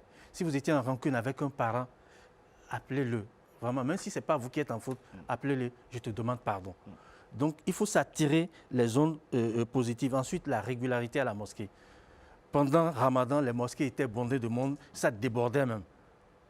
Donc, ne laissez pas la mosquée orpheline, disons, après Ramadan. C'est important de le dire. Et à l'international, beaucoup plus de paix. Vous n'êtes pas sans savoir tous les remous qui a passé par là. Je voudrais dire, peut-être à l'intention, disons, de ceux qui ont une grande culture, les plus grandes batailles de l'islam ont été remportées pendant le mois de Ramadan. Donc, ça veut dire ce que ça veut dire. Je ne veux pas aller plus loin. Je voudrais souhaiter bonne fête de Ramadan à l'institution festière, c'est-à-dire l'Union islamique du Bénin, et plus précisément au président de cette institution, Cheikh Idriss Souleymanou, au président du COSIM, le Conseil supérieur des imams. Vous savez, dans cette fêtière-là, il y a, disons, le côté administratif et le côté spirituel. Et le côté spirituel, disons, le conseil des imams est dirigé par l'imam Mohamed Al-Habib Ibrahim de la mosquée de Zongo. Je voudrais lui souhaiter bonne fête du Ramadan. Souhaiter bonne fête du Ramadan aussi à l'imam Issa Alao Ligali, qui est l'un des doyens, disons, de l'UIB, qui est l'imam de la mosquée centrale de Kadiaon. Et souhaiter aussi bonne fête au SG de l'UIB, l'imam Abdelaziz Yessoufou. Disons à tous les responsables. À tous les responsables, c'est important. Je ne vais pas m'oublier aussi à tous mes collègues de l'Institut de langue arabe et de la culture islamique de l'Université d'Abou Mekalavi. Merci beaucoup, M. Djibril Boussou. Et à vous aussi d'ailleurs. Merci. Vous aussi, je vous souhaite bonne fête. Et à tous les amis de l'ORTB avec qui j'ai partagé de bons moments. Tout à fait. Vraiment, je suis nostalgique de tous ces moments. Merci. Je souhaite bonne fête à la directrice et à tout le personnel. Que Dieu vous apporte la paix. Amen. Il n'y a pas mieux, il n'y a pas meilleure chose que la paix. Quand vous avez la paix du cœur, c'est la fondation. Vous pouvez construire des immeubles de plusieurs étages. Donc, je vous souhaite la paix et la paix. Merci beaucoup. On en a besoin et si en plus de la paix, on peut avoir un peu plus de pain aussi, ça pourrait faire la bonne. Ce n'est pas de refus. Allez, merci. On va raccompagner notre invité, M. Djibril Boussou, avec une petite pause que nous prenons et on va vous revenir juste après.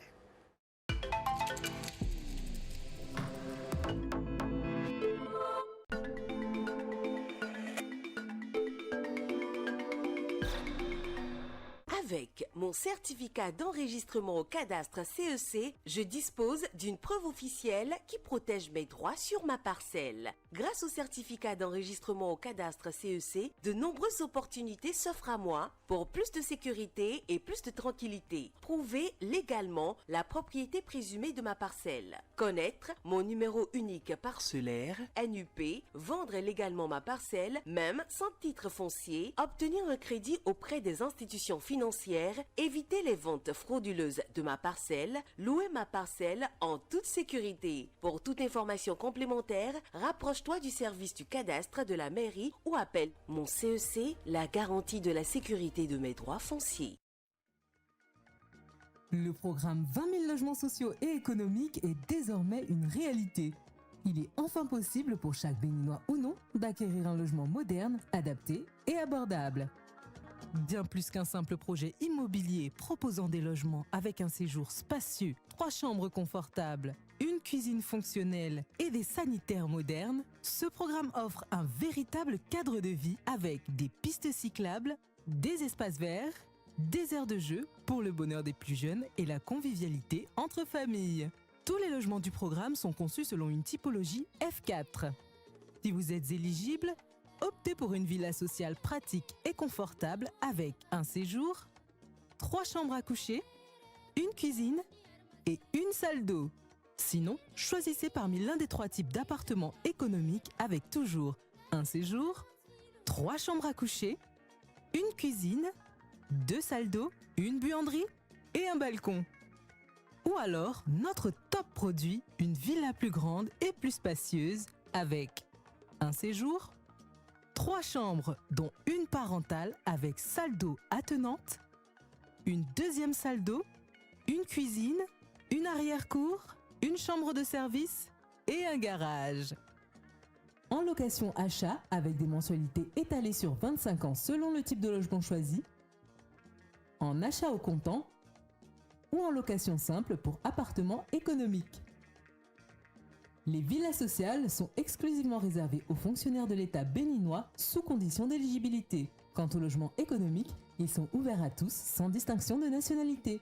Fonctionnaires, salariés du secteur privé, artisans, agriculteurs, commerçants, professions libérales, retraités, béninois de la diaspora et bien d'autres encore.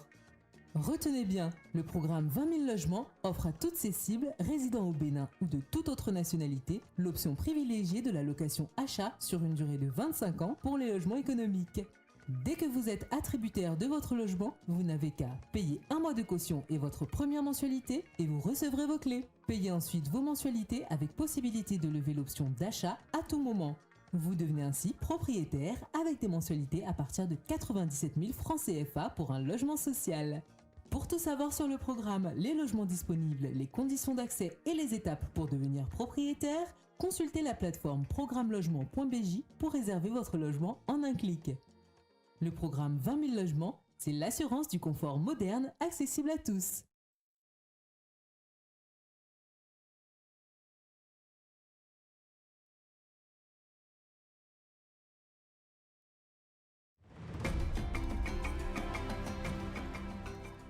La diversification alimentaire est essentielle pour la croissance et la santé de nos enfants. À partir de 6 mois, le lait maternel seul ne suffit plus. L'enfant a besoin d'une alimentation variée et équilibrée pour bien se développer. Ajoutez à son assiette des aliments locaux comme du mil, du maïs ou du riz pour l'énergie, du poisson, des œufs ou des haricots pour la force, des légumes verts et des fruits pour les vitamines. Une alimentation diversifiée aide l'enfant à grandir, à mieux apprendre et à résister aux maladies. Proposez des repas adaptés, riches en couleurs et en saveurs.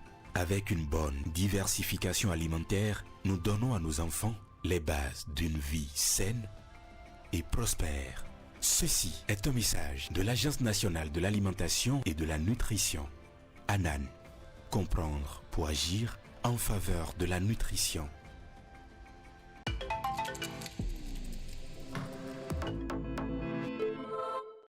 Retour plateau, mesdames, messieurs, nous irons maintenant vers la rubrique santé que nous allons installer, ou bien avec la complicité de Christelle Sagboran avec ce tapis.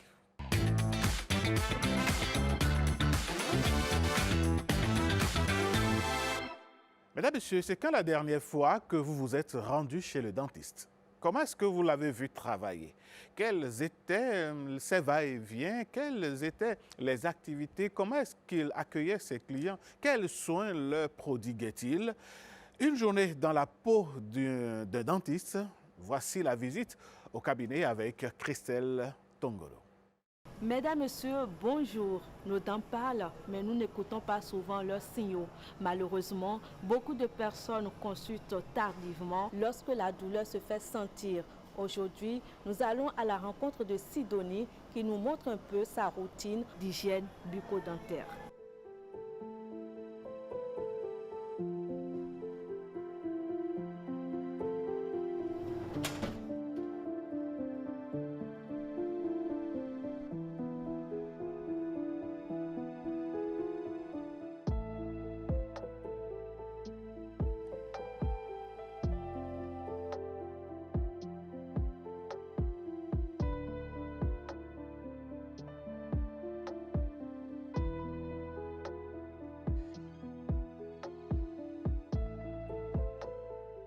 J'utilise la brosse à dents à petite tête parce que c'est ce que mon dentiste m'a recommandé. J'ai eu des problèmes dans le passé où j'utilisais de brosses à dents dures. J'ai eu des saignements dentaires, quelques plaques dentaires sur mes dents, quelques déchaussements sur mes dents aussi. Mon médecin, après consultation, il m'a dit, avant de se brosser les dents, il faut toujours faire du haut vers le bas, de la gencive vers la dent et non le contraire. Les matins, je fais 2 minutes pour me brosser. Les soirs, si je ne suis pas trop fatiguée, je fais 1 minute. Des fois, j'utilise des bains de bouche. Des fois, j'utilise des fils dentaires. J'utilise des fils dentaires parce que quand je mange, la nourriture se coince entre mes dents. L'utilisation du fil dentaire permet d'éliminer les résidus d'aliments coincés entre les dents. Mais ces gestes d'hygiène, aussi importants soient-ils, ne remplacent pas une visite régulière chez le dentiste. Direction le cabinet dentaire. La première patiente arrive pour une consultation de routine. Bien, dites-là, j'aurais besoin de vos informations. Nom, prénom, date de naissance et le numéro de téléphone, s'il vous plaît. Après son passage à l'accueil, elle est conduite dans la salle de soins où l'assistant prépare le matériel et l'installe confortablement sur le fauteuil. Je suis venue me faire consulter aujourd'hui pour un contrôle de routine. C'est la première fois. C'est parce que récemment, je sentais quelques petites douleurs au niveau de ma gencive. Je me suis dit, pourquoi ne pas voir un dentiste? Il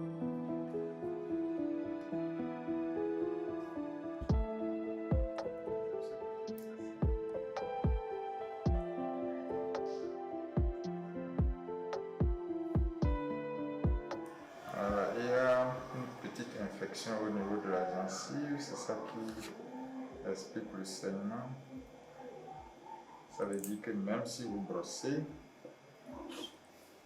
vous avez besoin d'un détartrage, d'un nettoyage professionnel pour que les dents soient propres. Alors, quels sont les premiers signes d'un problème dentaire, docteur? Les premiers signes peuvent être de plusieurs ordres. D'accord. En général, ce qui amène les patients, c'est la douleur. Mais il peut y avoir d'autres signes que nous négligeons souvent. Une gencive qui saigne, une petite hygiène quelque part, une difficulté à mastiquer. Mais en général, quand on a mal ou on a une difficulté d'un côté, on le tourne de l'autre et c'est comme ça qu'on laisse les choses. Pour une consultation de routine, nous essayons d'évaluer l'état de santé des dents. Déjà, est-ce que les dents sont propres? Est-ce que les tissus de soutien a commencé par la gencive? Est-ce qu'elle est propre? Est-ce que l'état général de la bouche est convenable? Et nous demandons aussi à voir les habitudes du patient. Elle est venue en consultation pour un problème de saignement, mais elle veut aussi avoir un état de sa situation dentaire à ce jour. Ok. Donc, je suis en train de vérifier si elle n'a pas des infections au niveau de la gencive. Une fois la consultation terminée, l'assistant nettoie et désinfecte le matériel, remet de l'ordre dans la salle et prépare les instruments pour le prochain soin. Quelques instants plus tard, un autre patient qui s'impatientait à l'accueil est installé sur le fauteuil. Il vient pour un détartrage. Est-ce votre premier détartrage? Oui, Qu'est-ce qui vous fait penser que vous avez besoin d'un détartrage? parce que j'ai constaté qu'il y a des taches sur mes dents. Le détartrage se fera avec un appareil qui sort de l'eau, qui vibre sur les dents et en vibrant avec le jet d'eau, tous les déchets vont sortir. Ce tac n'est pas forcément un signe de mauvaise hygiène, c'est parce que à partir d'un certain moment, le fonctionnement de l'organisme fait que le tac se dépose. Mais est-ce que après le patient n'a pas mal à la dent? Ça dépend. Si normalement il n'y avait pas une atteinte assez avancée, non, ça fait pas mal. Okay. Mais par contre, parfois les dents peuvent devenir un peu sensibles. Mais c'est pas ça. Ça c'est le brossage. Le brossage normal en haut. Les faces des dents qui mastiquent peuvent être brossées horizontalement, là il n'y a pas de problème. Mais à l'intérieur, il faut toujours faire aussi le brossage vertical. Et si vous couchez avec des résidus de nourriture dans la bouche, les microbes vont bien travailler la nuit au détriment de vos dents. D'accord. Donc le brossage de la nuit, très obligatoire. Très important. Le matin et le soir. Si c'est possible, l'idéal après chaque repas. Alors quelle place occupent les fils dentaires? Les fils dentaires ont quand même une grande place parce qu'en général, le fil permet de compléter ce que la brosse ne peut pas faire. La brosse va permettre de nettoyer toutes les surfaces accessibles de la dent. Mais là où les deux dents se touchent, le contact entre deux dents, la brosse ne pourra pas y aller, c'est avec le fil qu'on nettoie là-bas. Et c'est un endroit qui est très susceptible à la carie. Quels sont les problèmes bucco-dentaires les plus fréquents que vous rencontrez en cabinet? Souvent, quand vous venez le matin au cabinet dentaire, ce que vous voyez, c'est ceux qui ont les joues enflées, qui n'ont pas dormi la nuit, c'est souvent ça. Alors pourquoi beaucoup de personnes justement tardent avant de consulter? Ceux qui viennent leur demander pourquoi vous avez attendu aussi longtemps, c'est souvent j'ai peur du dentiste. Il y a aussi l'accès aux soins qui n'est pas facile. Il y a des zones où il n'y a pas de dentiste, donc les gens ils se débrouillent comme ils peuvent et c'est quand c'est tard qu'ils n'en peuvent plus qu'ils sont obligés de voyager peut-être loin. Il vaut mieux toujours prévenir que guérir. Et la bouche, c'est l'endroit où il y a le plus de microbes. Vous avez plus de 800 espèces de microbes dans la bouche. En temps normal, si vous n'avez aucun problème, ça va. Mais si l'hygiène n'est pas bonne, les mauvais microbes peuvent prendre le dessus. Les pathologies les plus simples qui conduisent aux pathologies graves sont évitables. Si vous vous brossez comme on a dit, ça peut être très bien pour votre santé. Vous allez prévenir peut-être 80% même des maladies. Donc, apprenons à nos enfants à avoir l'habitude. N'attendez pas qu'ils aient mal. Nous-mêmes adultes, il faut qu'on y aille. Une fois par an, ça nous permet d'éviter les problèmes graves. Le thème de la Journée mondiale de la santé bucco-dentaire de cette année, c'est « Une bouche heureuse est un corps heureux ». On dit aussi « Une bouche heureuse est une vie heureuse ». Et ça veut dire beaucoup. D'abord, c'est pour dire que les dents ne sont pas isolées. Et vous ne pouvez pas être en bonne santé quand vos dents sont malades, quand on sait, quand une bouche est malade, tout ce que cela peut entraîner. Et c'est bon aussi de rappeler qu'au-delà du confort, c'est tout votre organisme qui est agressé. Et les liens entre certaines maladies générales comme le diabète et les pathologies de la bouche comme les caries et les maladies de la gencive sont scientifiquement prouvés. Quand vous êtes enceinte, vous pouvez avoir des problèmes aussi au niveau de la bouche. Et de la même façon, quand la bouche est malsaine, ça peut créer des problèmes de prématurité. Les maladies bucco-dentaires ne tuent pas directement, mais peuvent contribuer d'abord à aggraver déjà des maladies générales. Au départ, vous avez les complications de la carie, donc vous perdez votre dent, vous ne mangez pas bien. Vous avez mal, la dent s'infecte, ça fait un abcès, ça peut aller plus bas. Au niveau de la gorge, au niveau des poumons, et puis ça, c'est la continuité directe. Mais les microbes qui sont très nombreux dans la bouche, plus de 800 espèces, peuvent aussi entrer dans le sang et à partir du sang, coloniser d'autres parties du corps et créer des problèmes. Même psychiquement, vous pouvez déjà être mal à l'aise de sortir et de parler parce que vous pensez que votre identité est malmenée par l'état de vos dents. Donc, la bouche, c'est toutes les dimensions de la santé. C'est le miroir de votre corps. Si vous avez une bouche malade, forcément votre corps est malade. Et nous sommes le 20 mars aujourd'hui, c'est la journée mondiale de la santé bucco-dentaire. Qu'avez-vous envie de passer comme message en lien justement avec le thème de la journée? Je veux d'abord rappeler le thème qui est « Une bouche heureuse est un corps heureux ».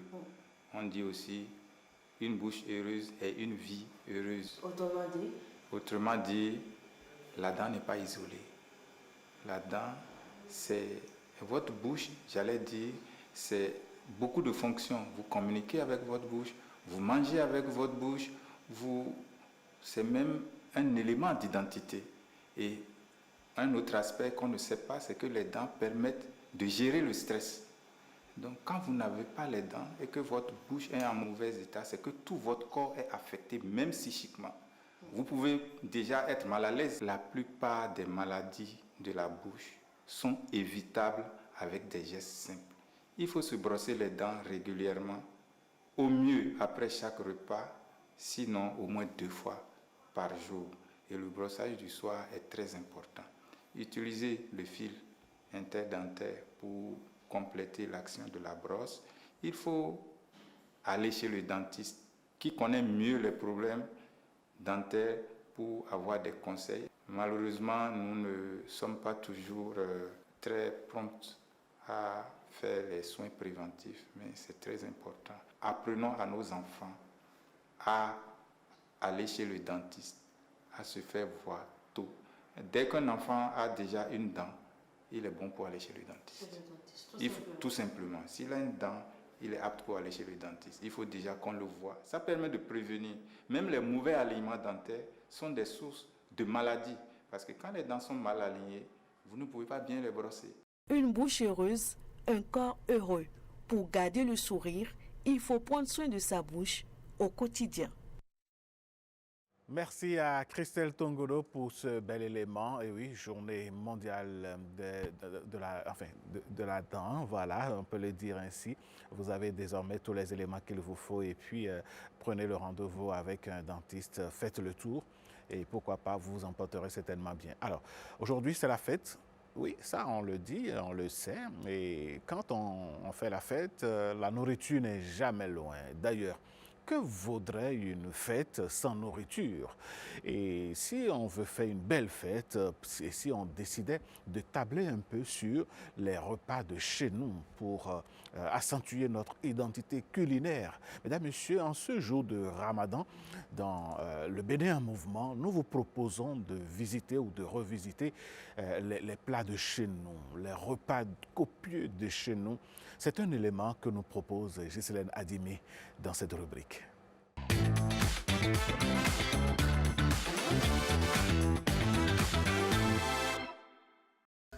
Pour nous retrouver dans votre cuisine. Partager. Pour cet accueil chaleureux. Mais c'est moi. Les effluves de la sauce d'arachide qui nous embaume déjà les narines et ça donne vraiment envie de manger. Tata Valérie, quel est votre secret? Par rapport à quoi? La cuisine béninoise. On sait qu'aujourd'hui, c'est de notoriété. C'est sûrement pour ça que vous avez donné le nom Saveur du Bénin à votre restaurant. Alors, c'est une vraie longue histoire. Quand cette passion a voulu prendre le dessus, ce n'est pas sans oublier que j'ai commencé par des livres de cuisine. Exactement. Et quand je recensais les recettes du Bénin, une chose était sûre. Je voulais valoriser les plats de chez moi. Parce qu'une amie m'en a demandé, après un séjour au Bénin, elle voulait continuer la préparation des plats que je lui ai fait goûter, qu'elle a beaucoup apprécié. Et j'ai cherché dans tout coton, je n'ai pas trouvé. J'étais vraiment surprise.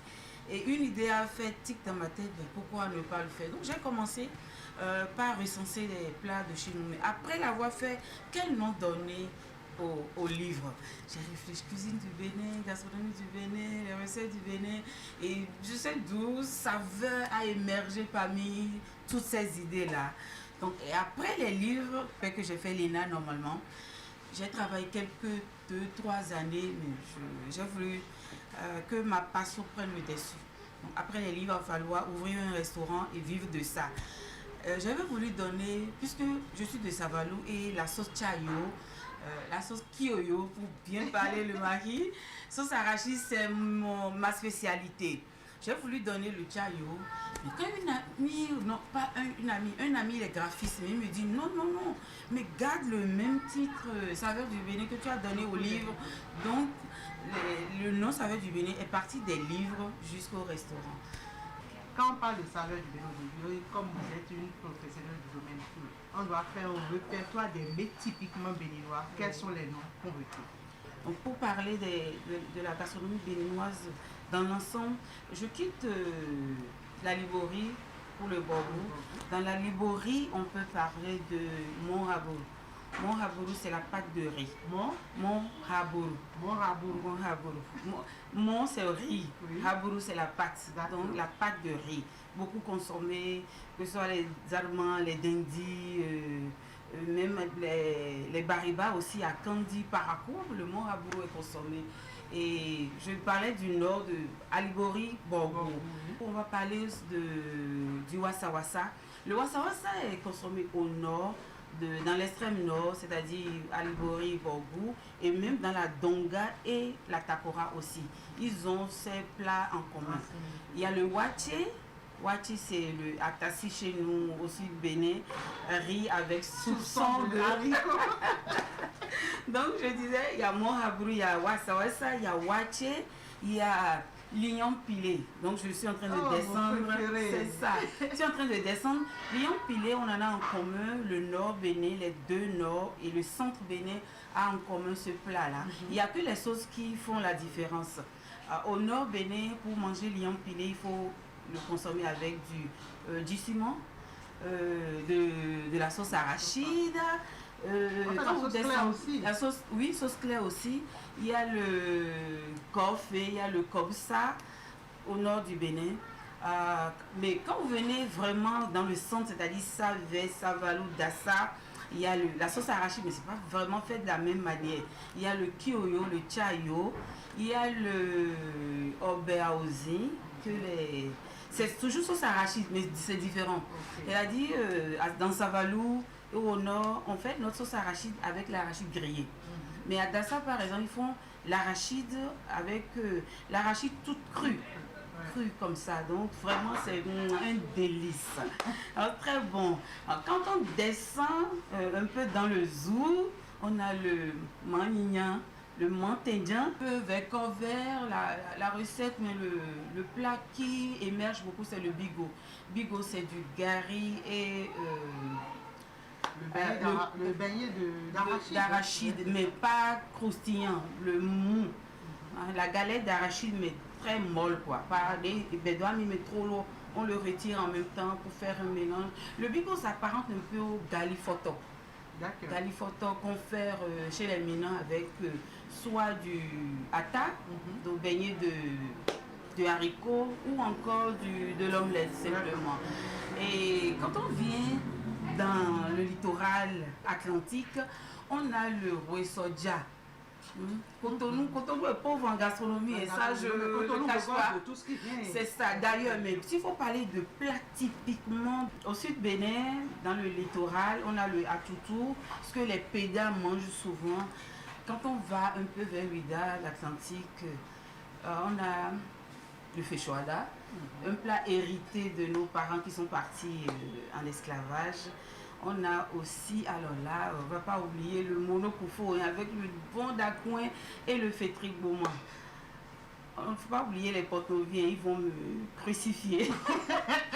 Porto Novo, c'est le bon pété, soit avec du mouton ou du halan, la viande de porc tout simplement. Mais c'est pas Porto Novo aussi qu'on voit souvent la sauce gluante avec le dja. Asroqui. Ah oui, le crin-crin et le dja. Bon, c'est vrai que c'est beaucoup plus consommé au Nigeria et puisque Porto Novo est proche du Nigeria, on a hérité, on a ça en commun, le dja et la sauce crin-crin, oui. Ça se mange à Porto Novo. Mais s'il faut voir entre le pété et le dja, crin-crin, qu'est-ce qui est le plus consommé, pété bat complètement le record. Alors, et vous l'avez cité tout à l'heure, Asroqui, c'est toujours Porto Novo. Ils appellent ça Adidon. Asroqui est différent du Adidon, mais c'est la même famille. Et beaucoup plus consommé à Porto Novo. Et pour être sûr de réussir d'ailleurs son Asroqui, parce qu'il arrive des fois où vous faites, et ça c'est pas gluant, un petit secret, on mélange le Adidon et le Asroqui et là, à 100%, vous êtes sûr de réussir. Ça, c'est le secret de nos cuisiniers, de nos restaurateurs. Donc, s'il faut résumer, le wassa wassa, le mohaboro, le waché, lion pilé avec toutes ces sauces, acajou, c'est vrai que c'est maintenant qu'on le connaît, sauce arachide au béaozi, au mintou, le mentindjan, le fondement, le bigot à Corvée, venir à Cotonou, le Rwesodja avec de la cassa, le atoutou, à Ouida, le feijoada. Dans le monokoufo, on a le bon dacouin, le fétrique beaumont, à Porto Novo, Ouémé, Plateau, on a le pété, le asroqui, et aussi ils ont le lafou. Merci. Le lafou, c'est Porto Novo. Non, pas Porto Novo, tout ça, ils adorent le lafou. Ok. Vraiment, merci beaucoup. Alors, aujourd'hui, je suis venue au Bénin, j'ai envie de prendre un petit déjeuner béninois. D'accord. Qu'est-ce que vous me Alors, on a un petit déjeuner. Un petit déjeuner. Traditionnellement, nous, on n'est pas trop lait, café et autres. Non. Pour un bon béninois, le petit déjeuner, c'est une bonne bouillie. On a 8 panoplies de bouillie. On a la bouillie de mil. Ça s'appelle le mil, le petit mil. Ça va être le sorgho ou le mil. En tout cas, le tout petit mil, ce qui fait le déguet, on fait ça bouillir. On a le gros mil en rouge, couleur rouge, ou le blanc. Donc, on fait toutes ces bouillies-là. On a la bouillie de maïs, ça peut être du akli, ça peut être du bangba. Bangba, c'est toujours le maïs, mais plus consommé dans Porto Novo. On a chez moi, par exemple, à Savalou, c'est le maïs, mais on en fait une bouillie un peu différente. On appelle hayavi. Ça ressemble un peu au akli, mais ce n'est pas akli. Et puis, il y en a qui prennent la bouillie de tapioca en petit déjeuner aussi. Donc, petit déjeuner, c'est plus bouillie chez nous. Et à côté, pour accompagner notre bouillie, pour la boire avec du hata, de haricots, ou du yovo d'okor, ou du pâté, la plupart du temps. Et au déjeuner, on a déjà parlé, c'est tout ce qu'on a cité tout à l'heure, les mets principaux. Alors, au goûter. Alors, nous, on ne fait pas trop de différence entre petit déjeuner et goûter. Tout ce qui nous a servi à prendre notre petit déjeuner le matin peut nous servir au goûter aussi. Oui. On a cité tout, mais on n'a pas cité le gari. Ah oui, j'en viens. J'en viens. Non, gari le matin, c'est quand même rare. À moins que ce soit en galifoto. D'accord. Oui, en galifoto. Sinon, le gari, c'est beaucoup plus les après-midi. Quand vous revenez de l'école, on jette les sacs quelque part. Alors, on fait le gali aussi, gali délayé. On fait le galifoto. Le bigot, comme j'ai cité tout à l'heure, c'est à base de gari. Quoi encore? Au goûter, on a les... Ben oui, on peut frire de la patate, on peut cuire du manioc, wali, avec un peu d'huile rouge, du sel, piment. On mélange, tu prends un morceau de manioc, c'est avec ce morceau de manioc que tu mélanges, que tu fais le mélange de huile rouge, ouzomi, huile odorante, sel et piment. Et directement à la bouche. Quoi encore? On a pas mal quand même de recettes. Il y a le talé-talé. Banane, voilà. Merci pour le rappel. Au goûter, le talé-talé se consomme beaucoup plus au goûter. Et même les beignets dont j'ai parlé, au goûter aussi, il vous corps pâté, ata au goûter, talé-talé aussi. Il faut dire qu'on consomme plus des mets frits les après-midi que pour déjeuner par exemple. Ou au petit déjeuner. C'est ça. Alors, et le soir? Alors, on sait que le Béninois n'aime pas se coucher le ventre léger. C'est ce que j'allais dire. Il y en a qui disent que le soir, il faut manger léger. Il faut léger les têtes. Léger corps. Mais le soir, la plupart des familles béninoises, le soir, c'est la pâte. La pâte, celle qui prend le dessus, c'est la pâte de maïs. Sinon, au centre Bénin, c'est le télibo. Donc, pâte de maïs, télibo, vers Porte-Novo, Sakété, autres, on consomme plus le lafou. Chez mes frères Mina, c'est la pâte de maïs et pas préparée n'importe comment. Hein. Il faut que ce soit bien costaud. Il faut que ce soit bien costaud. Donc, le eba aussi. Le soir, en soirée, quoi encore? Le lio, c'est pas pour mes frères du jour. C'est ça. C'est pas obligatoirement en dîner. Ça peut être consommé au déjeuner comme au dîner. Il faut retenir principalement alors que entre le petit déjeuner et le goûter, les repas sont pratiquement les mêmes au Bénin. Oui. Entre le déjeuner et le dîner, on retrouve également pratiquement les mêmes. Ce qu'il faut retenir, c'est que notre pays, le Bénin, regorge d'immenses variétés de recettes. Et c'est à nous de les valoriser. Ce que je déplore un peu, c'est vrai que ça commence par venir. Mais on ne fait pas assez connaître nos plats hors de notre pays. J'aurais aimé qu'à de grandes rencontres, on présente vraiment la gastronomie, la cuisine béninoise. C'est ce qui fait que d'autres nations arrivent quand même à vendre je ne vais pas citer de nom, sinon je souhaiterais que notre pays fasse l'effort de présenter la gastronomie béninoise hors de nos frontières, car elle est vraiment riche, variée. Ce n'est pas la diversité qui manque. Alors là, du nord au sud, on n'a pas non plus de recettes. C'est à nous quand même de les valoriser. Quoi de plus beau qu'un repas copieux pour célébrer la fête de Ramadan, mesdames, messieurs? Et oui, c'était là notre proposition pour vous. Et ça va être aussi la fin de ce numéro de votre émission Bonjour le Bénin. On vous souhaite une excellente fête à vous qui êtes musulmans, amis de musulmans, famille de musulmans, voisins de musulmans, pourquoi pas. Nous aussi, mon équipe et moi, quand on va descendre de ce plateau, on va se faire plaisir et c'est ce que nous vous souhaitons en compagnie des programmes de Bénin TV. Le meilleur, c'est ici et à bientôt.